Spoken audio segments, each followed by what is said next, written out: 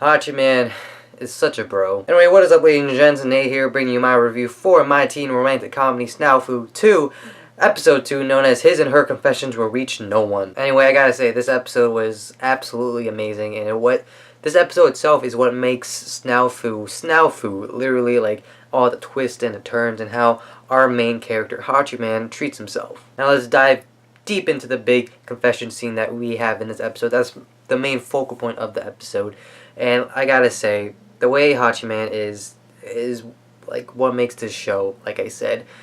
Like, he's willing to sacrifice himself for everyone else to make sure they're all happy and that he's not. And we see that in this episode because we realize why Hayama, Toby's best friend, was acting so weird, because he wants everything to stay normal. Because, like, if Toby reveals his feelings to Ibana or Hina, everything's gonna go like, whoa, like, you know, everything's gonna be awkward after that. Hachiman is willing to sacrifice it. Like, he's the only, like, way, like, Hachiman's methods are the only way for everyone to be happy except him. So he confesses to Hina that, hey, I like you, can we go out? She's like, no, and I'm not gonna go out with anybody for a while, at least for now. I'm not gonna go out with anybody.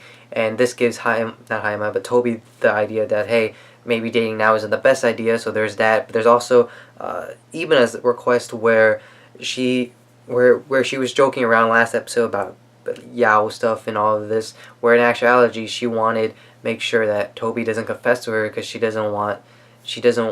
already, like, presents herself to everyone, like all her friends, so that's what she hates about herself, so she doesn't want anything to mess up. And Hachiman finally gets this, so he's willing to sacrifice himself to make sure Hina's happy and Toby's happy, or Toby doesn't get, like, friend-zoned or anything like that, and that everyone, like, the status quo stays the same, like, everyone else stays the same, like, everyone's relationships. And that's the thing about Hachiman's character, is that he's willing to sacrifice himself because he likes things normal. Like, he gives off the persona of that, hey, I'm a guy who doesn't like the world, he hates everything all around the world, but in actuality, he cares about his friendships, he cares about his friends, or friends, more or less, and that he doesn't want those to change, so that's why he's willing to make himself unhappy to make everyone else happy. He's kind of like Batman. And you see the girls, Yukidon and Yui, not happy about this, or, like, they don't like how Hachiman does things, like putting all of the sadness on him, all of the pressure,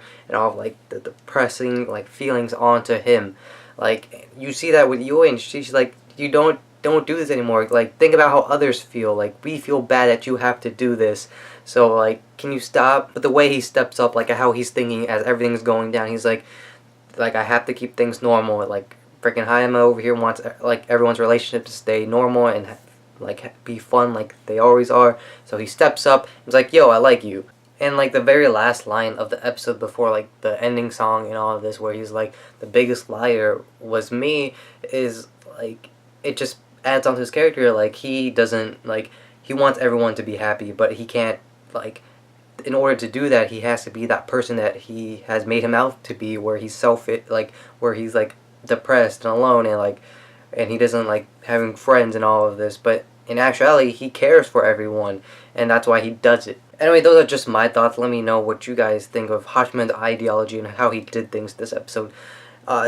Let me know down in the comments below. My grade for the episode, I gotta give it an A. This was a fantastic episode, to the confession scene, to the animation, to Yui's confession. Like, and there were also cute moments in this episode as well, which I wasn't really expecting. Like, Saki, the girl with the white hair that was clinging on to Hachiman when they were in the haunted house. She's a supporting character back in season 1. She also has a very cute character design. But we also see his sister at the beginning, which I thought was very funny as well, because, like, in most cases, like in most rom-coms, like, it will be like the sister or like the cousin that has feelings for the main character, but in this case, that's never happened. And there's also that very weird moment in the beginning where Hachiman is facing Totsuka, like, face to face, and, like, Totsuka is, like, calling out his name. Remember, Totsuka's a guy, so there's that. With all that being said, I hope you guys enjoyed this review, and thanks for watching. But don't forget to let me know down in the comments, like, what do you guys think about Hachiman's ideology, and how does it go about? And don't forget to leave a like if you think the video is deserving. Subscribe to my channel if you like what you saw and you haven't already.